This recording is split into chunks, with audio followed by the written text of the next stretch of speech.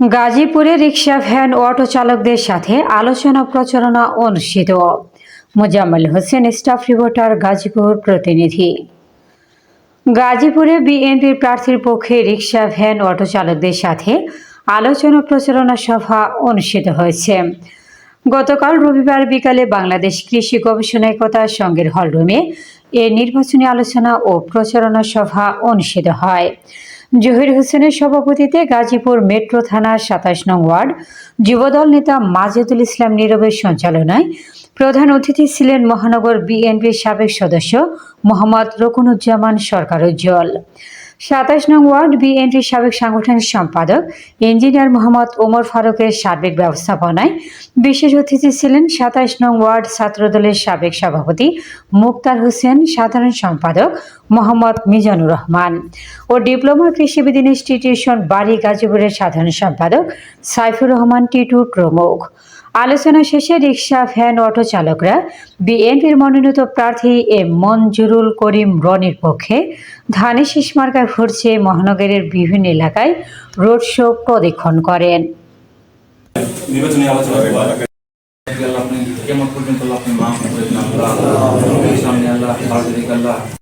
নেতৃত্বে আমরা সবাই ধানের শীষ মার্কায় একটা গেঞ্জি পাইছি। এতে আমরা 12 তারিখ পর্যন্ত এই গেঞ্জি কৃষির ভিতরে চালাই সবাই রাইখে, তাহলে একটা সুন্দর লাগবো। আর ইলেকশনের আগ পর্যন্ত আমরা এই গেঞ্জিটা ব্যবহার করব। তারপরে আমরা সবাই ধানের শীষ মার্কা ভোট দিব, এই আশাবাদ ব্যক্ত রেখে আমি কৃষি শ্রমিকদের পক্ষ থেকে জানাই আন্তরিক শুভেচ্ছা। আমি একজন শ্রমিক, সাধারণ শ্রমিক, আপনাদের মতো। আপনারাও শ্রমিক, আমিও শ্রমিক। আমি হয়তো কৃষিতে চাকরি করি, আপনারা ভ্যান চালান। কেউ আছে রাস্তায় শসা বিক্রি করে, কেউ আছে দোকানদারি করে, কেউ আছে রেলওয়ে চাকরি করে, সবাই শ্রমিক।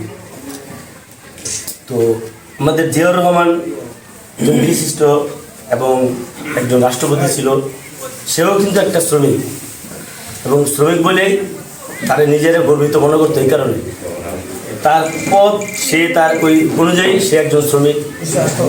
এইভাবে বুঝাইছে যে সে একজন সরকারি পদস্থ কর্মচারী, সে একজন চাকরিজীবী, বা সে একজন সরকারের আন্ডারে ছিল।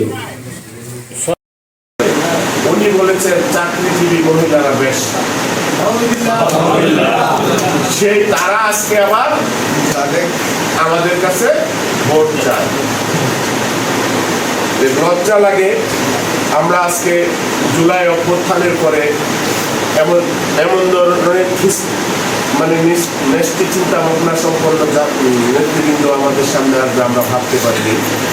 আমরা আমাদের মাঝখান থেকে, আমাদের কর্মের মাঝ থেকে আমাদের প্রস্তুতি বেছে নিতে হবে।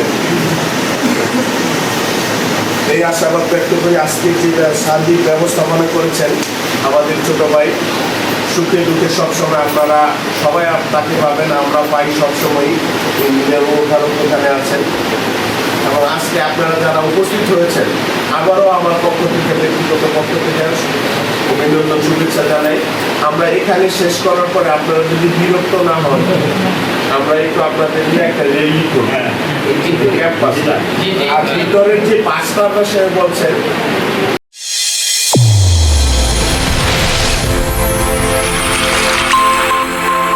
চ্যানেল A1 হৃদয়ের স্পন্দন।